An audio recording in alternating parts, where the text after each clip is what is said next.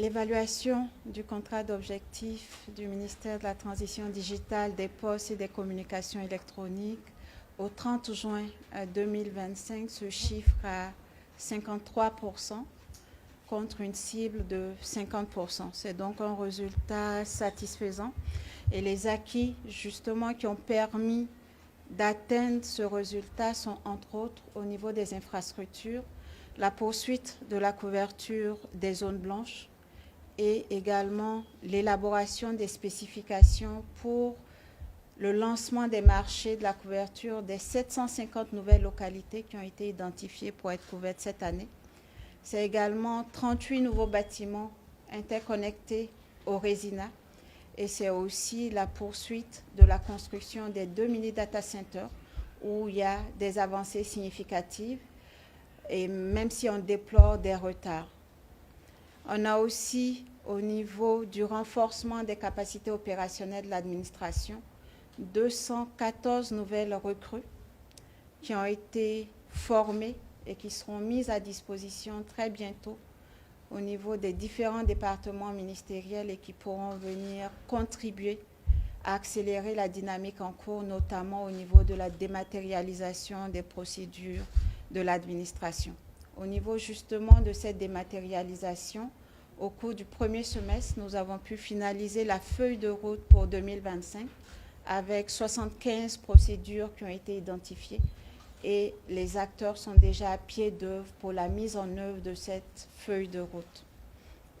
Au niveau également de la signature électronique qui était très attendue, nous pouvons dire qu'aujourd'hui la plateforme est prête et cette signature électronique a déjà été intégrée à 3 plateformes, notamment le circuit intégré des missions en interne, le circuit intégré des missions à l'extérieur et les systèmes intégrés de gestion des courriers. Nous attendons d'ici la fin de l'année la mise en place de l'infrastructure complète pour que cette signature électronique soit enfin, on va dire, finalisée et puisse être intégrée à toutes les autres plateformes. Au niveau de l'identifiant unique électronique, il y a également eu des avancées avec la finalisation de la plateforme d'enrôlement en interne. Donc, nous pensons pouvoir commencer le pilote très bientôt en attendant le recrutement du prestataire qui viendra pour le système, on va dire, final et tous les équipements d'enrôlement qu'il faut.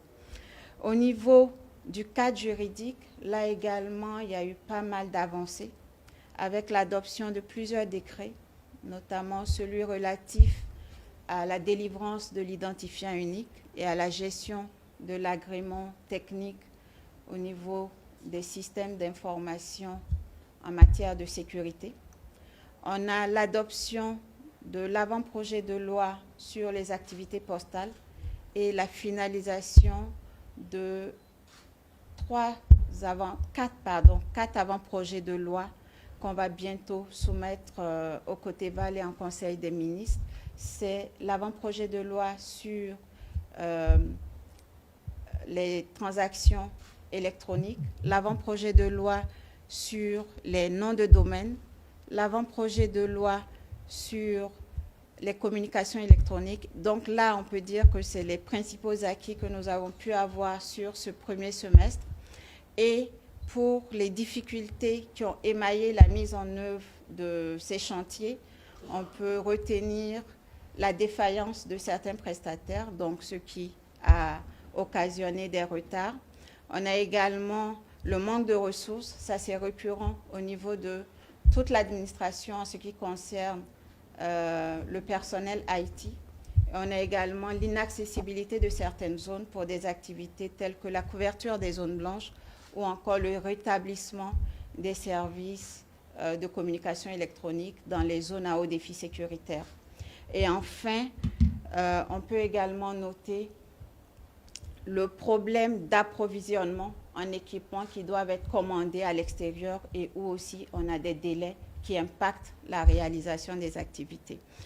Peut-être avant de finir, j'aimerais dire que ces résultats que nous apprécions aujourd'hui ont été rendus possibles grâce à l'engagement du personnel du ministère, mais également de tous les agents des directions des systèmes d'information de l'administration et de tous les autres acteurs de l'écosystème qui sont impliqués dans la mise en œuvre de ces activités. Donc je tiens en tout cas à les féliciter et à leur remercier pour leur engagement.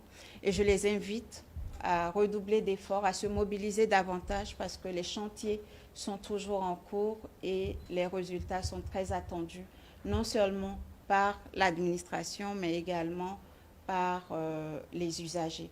Pour la suite de l'année, c'est poursuivre ces chantiers-là avec pour objectif de pouvoir réceptionner les 2 mini-data centers, de pouvoir également finaliser l'infrastructure pour la PKI et également engager les travaux pour la couverture des 750 nouvelles localités et débuter le pilote pour l'enrôlement au niveau de l'identifiant unique.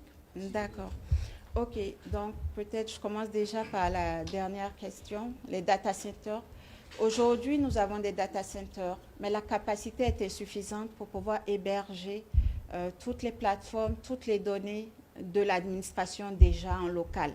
Donc les 2 mini-data centers qui sont en construction, c'est pour pouvoir augmenter cette capacité d'hébergement et permettre que les données, les plateformes de l'administration publique soient hébergées en local. Ça, c'est le premier objectif et nous espérons pouvoir l'atteindre avant la fin de cette année et pouvoir rapatrier toutes les données, toutes les plateformes qui sont actuellement à l'extérieur.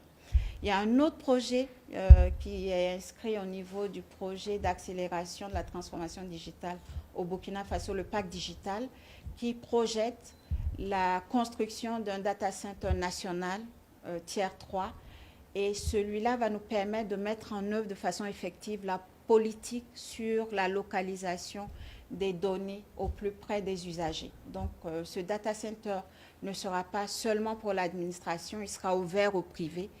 Et justement, les entreprises privées seront obligées, en tout cas, d'héberger les données des Burkinabés ici au Burkina Faso. Donc, ça va participer, contribuer énormément à notre souveraineté numérique en ayant le contrôle sur nos données, en les hébergeant ici même au Burkina Faso. La seconde question concernant la sécurité, c'est une question très importante parce que nous ne pouvons pas prétendre réussir notre transformation digitale si nous avons une faiblesse à ce niveau-là.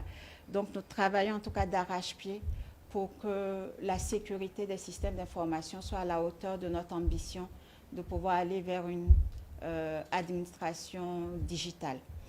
Et pour cela, vous avez pu le constater, depuis l'année dernière, nous avons pu faire adopter la loi sur la sécurité des systèmes d'information.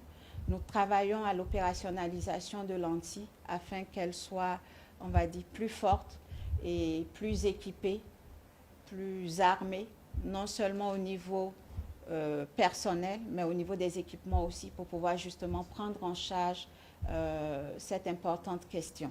Donc, nous avons pu installer au niveau de l'ANTI un centre de supervision des systèmes d'information, notamment pour les sociétés critiques. Donc, ce travail est fait et nous avons pu déjà circonscrire certaines attaques au niveau de grandes entreprises publiques.